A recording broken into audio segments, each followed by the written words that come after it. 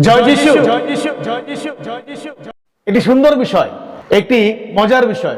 মানুষ যখন প্রার্থনায় দাঁড়ায় তখন সে ঈশ্বরের সামনে নিজেকে শূন্য করে ফেলে, নিজের সকল দোষ অকপটে স্বীকার করে, নিজেকে পাপী বলতেই স্বাচ্ছন্দ্য বোধ করে, এত নম্র হয় যেন সে তার এই প্রার্থনার মধ্যে দিয়ে সে ঈশ্বরের সামনে সাধু প্রমাণ করবার জন্য ব্যস্ত হয়ে ওঠে। আর সেই একই মানুষ আরেকজন মানুষের কাছে নিজের দোষ অস্বীকার করবার জন্য, নিজের অন্যায়কে অস্বীকার করবার জন্য বিভিন্ন প্রমাণ দাঁড় করায়, এমনকি টাকা দিয়েও উকিল দাঁড় করায় যেন তাকে কেউ দোষী করতে না পারে।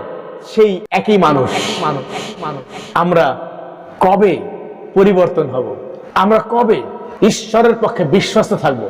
আমরা আর কবে ঈশ্বরের গৌরবে ব্যবহৃত হব? ধন্যবাদ সকলকে, ভালো থাকবেন।